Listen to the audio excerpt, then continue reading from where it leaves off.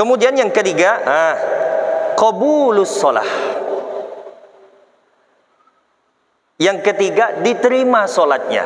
Ini ya, diterima salat pasti. Ya, kalau dilihat salat kita zaman sekarang ini, masya Allah, Pak.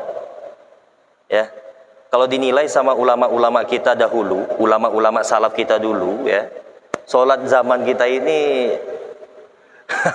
jauh sekali. Bahkan kalau di sisi ulama tasawuf, solat kita ini banyak tidak sah kalau solat di sisi ulama tasawuf. Tapi kalau ulama syariah, ulama fikhiyah, ya, ulama mazhab, ya kita asalkan rukunnya cukup sah. Ya. Nah, tapi keutamaan daripada solat berjamaah, biar gimana pun, solatnya diterima oleh Allah Subhanahu Wa Taala. Nah, ini kehebatan daripada sholat berjamaah. Jadi kalau kita kadang ragu, Pak, ya, ragu-ragu kadang kalau sholat sendirian terima atau tidak, sah atau tidak. Udah ngapain deh sholat jamaah? Udah, ya, aman sudah. Berapa lah tak sampai sholat zuhur, asar, tak sampai 5 menit kadang. Mau terburu-buru ya sudah salam, astagfirullah, istighfar 3 kali, sambil zikir di jalan pun tak masalah. Ya, dibandingkan tidak sholat berjamaah sama sekali. Afdal itu sholat jamaah, sudah sholat, kalau ente terburu-buru, oke, tidak apa-apa, ente langsung berdiri, pulang, keluar, zikir, astagfirullah sambil berjalan, tidak masalah. Dan dibandingkan tidak sholat jamaah sama sekali. Nah,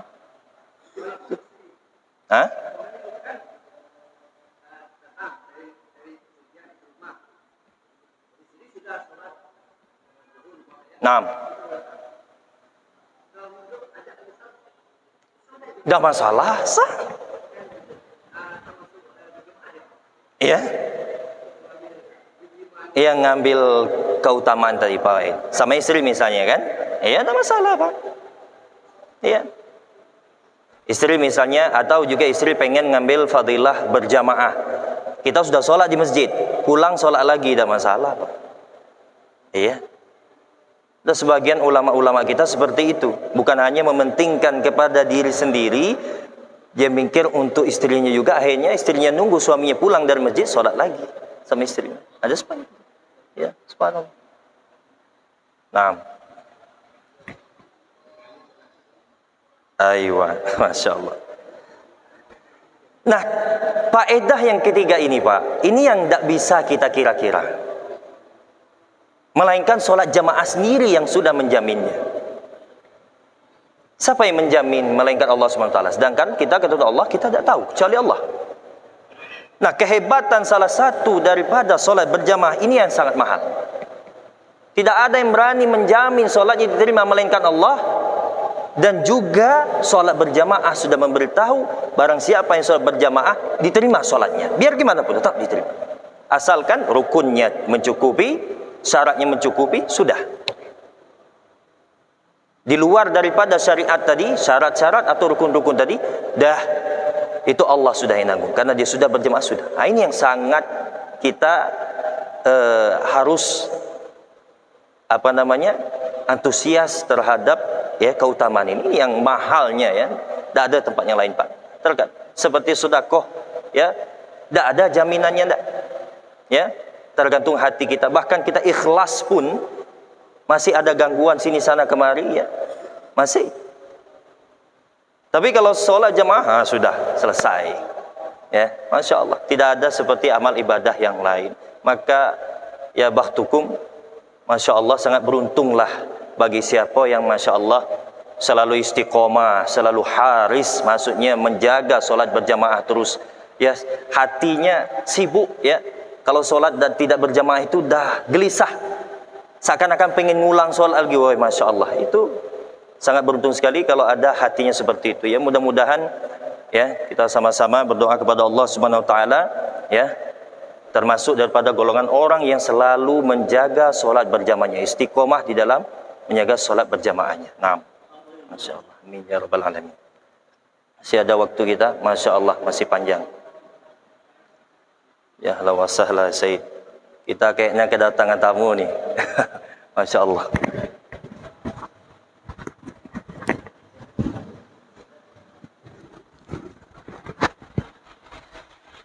Ahlan. Dah mau kemana? Anak Padang. Ah? Rombongan anak Padang. Oh iya, itu makanya. Masya Allah. Dengan rombongan ya? Masya Allah. Izin ya? Masya Allah. Anak Kalau ada yang istirahat. macam tu kalau ada yang salah tegur. Ah, Pas lah. Masya Allah. Doanya ya. Doanya. Masya Allah. Iyalah.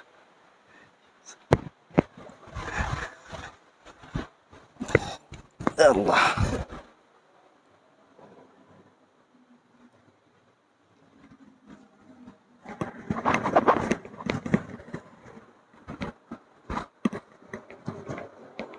Taib. Itu faedah yang ketiga. Naam.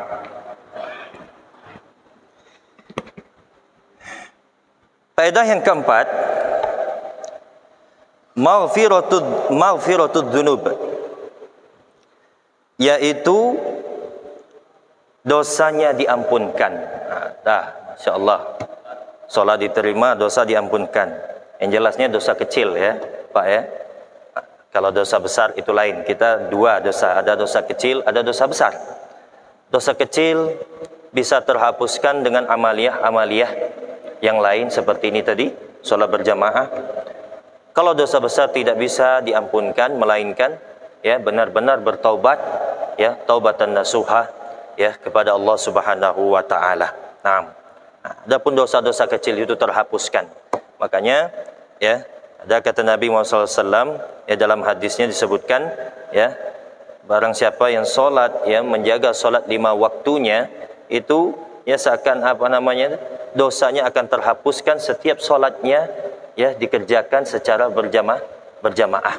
Masya Allah. Seperti orang yang nyuci baju 5 kali kekali katanya ya ya sholat berjamaah kemudian dihapuskan ya Masya Allah. Ya, nah itu dihapuskan dosa-dosanya. Kemudian yang kelima, al-ajrul azim, pahalanya sangat besar, jelas sekali. Yang keenam, dab'ul waswasi wal hibdu minas syaitan. Ini dia. Dan yang keenam yaitu dab'ul waswasi, menolak waswas. Bagi yang kebiasaan kadang dalam sholatnya, dalam ibadahnya itu waswas, dah sholat jamaah aman dah itu ya, sholat jamaah. Wal hibdu minasyaitani, dan menjaga diri dari gangguan syaitan. Nah, artinya apa? Maksud di sini bukan berarti sudah kalau kita sholat jamaah itu Pak udah ya kita akan khusyuk, akan tidak ada was-was, tapi nyatanya kita dalam jamaah nggak ada juga khusyuk. Ya kan? Ya, nggak ada juga khusyuk. Sebagian besar nggak ada juga khusyuk, masih ada juga pikir ke sana kemari. Loh, ya yang ngelantur. Jadi gimana ini maksudnya? Nah, maksud dari sini adapun was-was atau menjaga diri dari gangguan setan, ya. Itu pertama karena kita fokus terhadap jamaah dan terlebih khusus kepada imam. Itu yang pertama. Yang kedua, ya, ada bantuan kita akan fokus, akan khusyuk. Karena apa Pak? Karena apa? Karena kita di dalam sholat jamaah tersebut tadi udah pasti diterima. Ya, udah pasti diterima. Dan setan pun bisa dikatakan putus asa. Iya. Iya, kecewa. Percuma baiklah. Jadi ada kayak sesuatu yang membantu kita menjadi khusyuk, ya, dikarenakan pasti diterima sholat kita. Akhirnya setan percuma, akhirnya lama-lama mundur setan. Adapun bosan, kalau misalnya adapun kebawa juga pas sholat Jumat, itu pasti karena kebiasaan di sholat sendiriannya.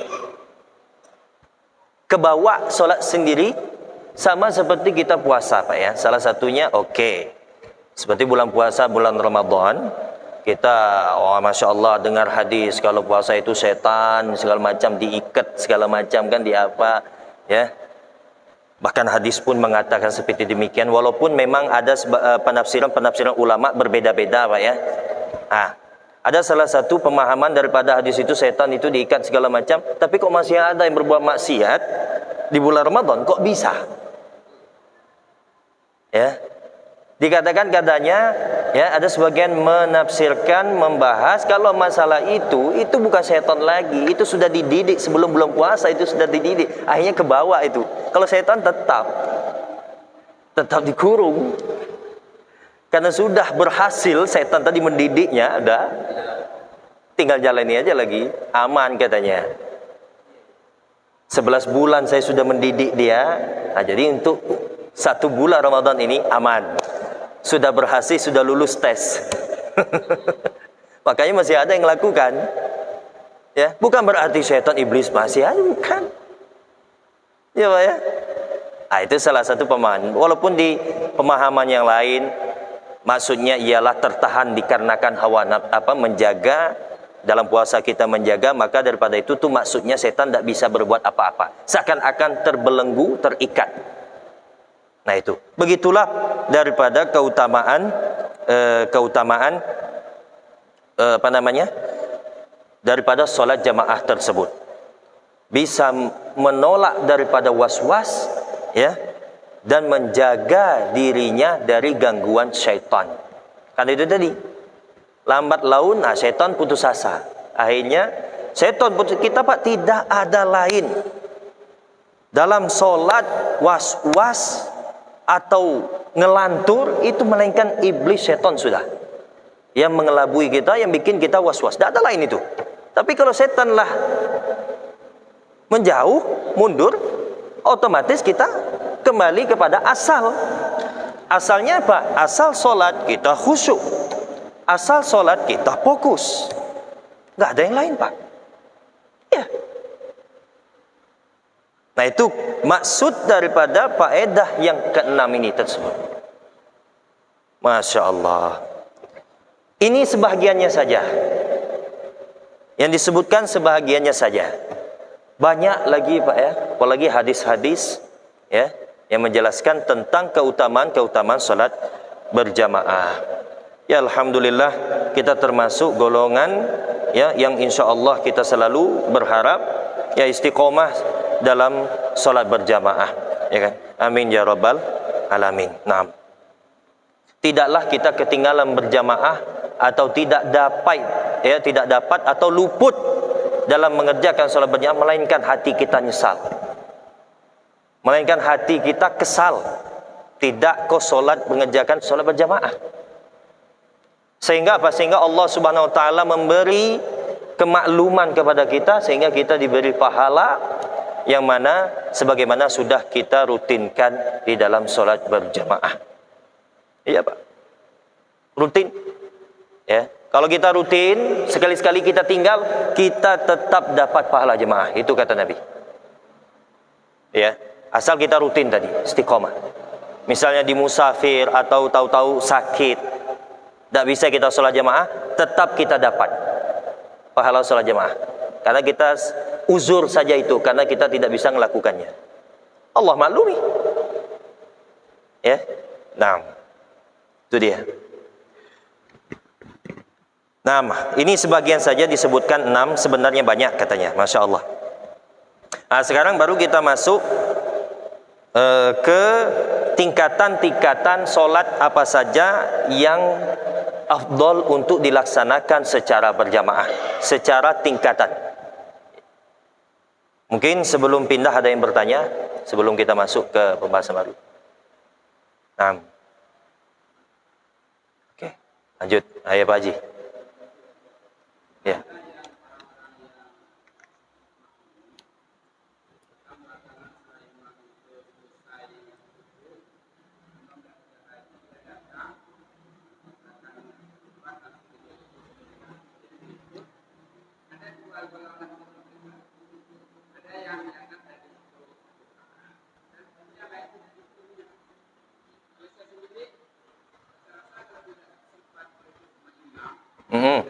Iya benar. Memang itu yang benar ya. Iya. Ada yang oh, maksudnya ya kalau dia itu tetap ya kita dapat satu rukuk tidak sempat sama imam. Tahu-tahu imam salam dia salam. Ya. Ya dia imam salam dia salam. Ya. Ya, itu hukumnya seperti itu. Itu salah itu. Ya, tidak tahu berarti dia. Ya. Tidaklah orang yang seperti itu langsung salam, ya berarti dia tidak ngerti, tidak paham. Itulah beribadah tanpa didasari dengan ilmu. Ini Pak ya, tidak ngaji. Itu repot jadinya Pak. Iyo, sasal baik. Itu masih enak Pak. Ada yang ngejar. Ya, ada yang ngejar. Misalnya telat 2 rakaat, ngejar. Imam lagi apa kan? Imam lagi baca kebetulan imam panjang bacanya. Oh, dia ngejar. Oh, rukuk dulu ini. Udah. Ya, rukuk sendiri, sujud sendiri. Pas lah sudah sama-sama tinggal 2 rakaat baru dia diam. Subhanallah. Dari mana ini? Ya. Ada itu, ada. Iya. Sekalipun minimal anak-anak yang melakukannya. Masya Allah. Sekalipun juga anak-anak yang melakukan Pak, kita tegur Pak. Harus tetap kita tegur, kita kasih tahu, nak, yang kau lakukan ini salah. Tidak benar caranya. Masuk dalam jamaah, ikuti langsung sebagaimana imam.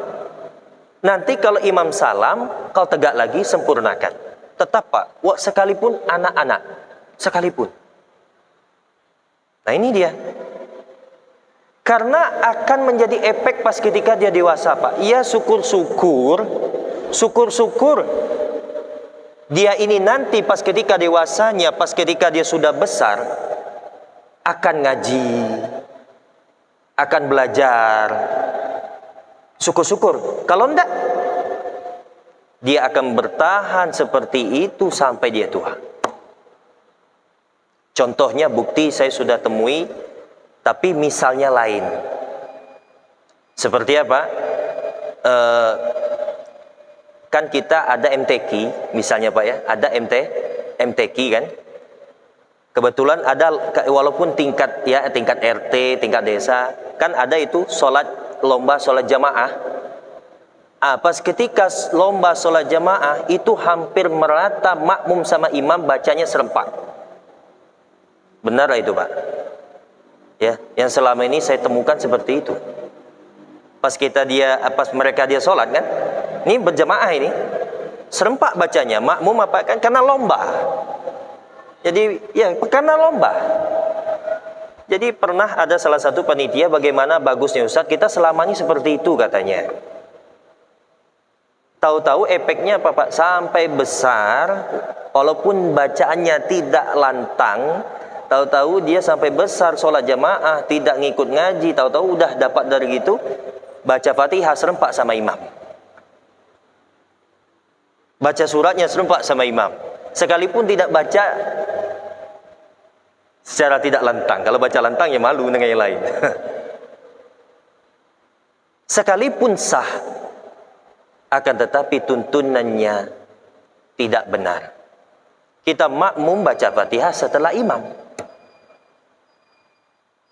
Jadi biar gimana pun, walaupun anak kecil, tetap kita tegur Pak ya.